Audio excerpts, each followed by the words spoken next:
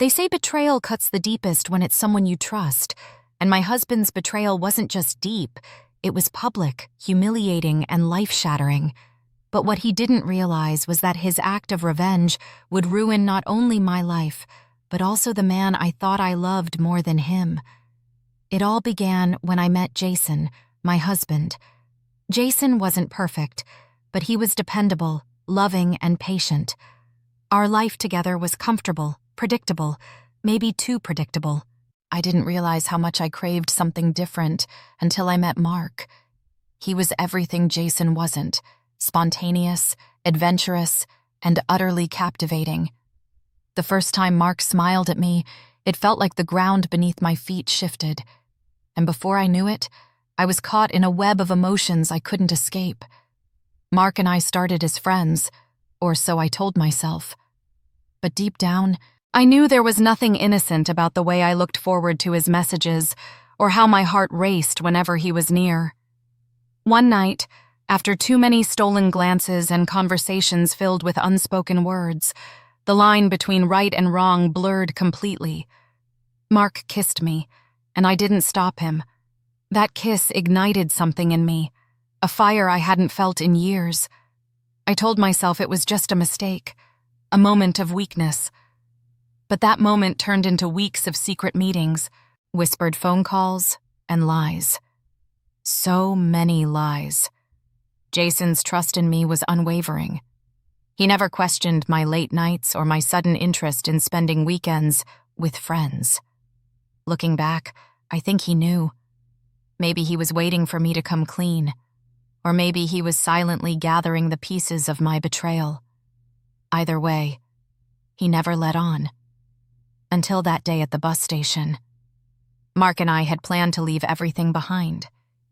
He promised me a new life, a life filled with passion and excitement. I'd convinced myself that Jason would understand eventually, that he'd move on and find someone who truly deserved him, but I underestimated the depth of his pain and the extent of his wrath.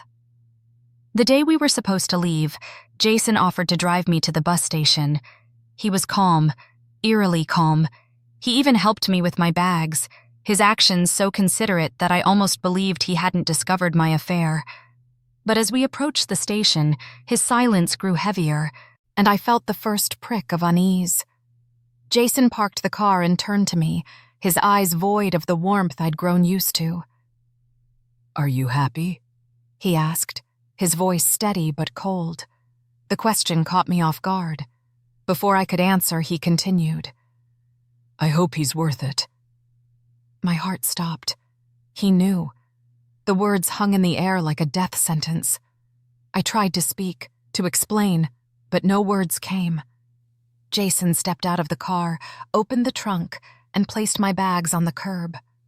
"Good luck," he said, his tone devoid of emotion, and then he drove away, leaving me standing there, exposed and alone.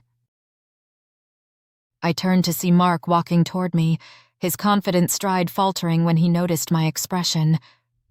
"What happened?" he asked, his eyes darting between me and the disappearing car. I couldn't answer. The weight of what I'd done, to Jason, to myself, and even to Mark, crashed over me like a tidal wave. But Jason wasn't done. As Mark and I boarded the bus, I noticed people staring, whispering. My phone buzzed incessantly with messages and missed calls. Jason had exposed everything. To our friends, our families, even Mark's wife. Yes, Mark was married too. I'd been so caught up in our fantasy that I'd ignored the reality of his life, a life that was now crumbling because of me. The bus ride was a nightmare. Mark's phone rang non-stop, his wife's name flashing on the screen over and over. He tried to stay calm, to reassure me that we'd get through this, but the facade he'd built was crumbling, and with every mile we traveled, the weight of our actions became harder to bear. When we arrived at our destination, the reality of what we'd done hit me like a freight train. Mark's wife had emptied their bank accounts, filed for divorce, and taken their children. Jason had filed for divorce too, leaving me with nothing. No home, no stability, and no trust from anyone who once cared about me. Mark's charm faded quickly under the pressure. The man who once seemed so strong and confident was now a shadow of himself, consumed by guilt and regret. And as I watched him unravel, I realized that the life he'd promised me was nothing more than a mirage. We'd built our relationship on lies and betrayal, and it was doomed to collapse. I've lost everything.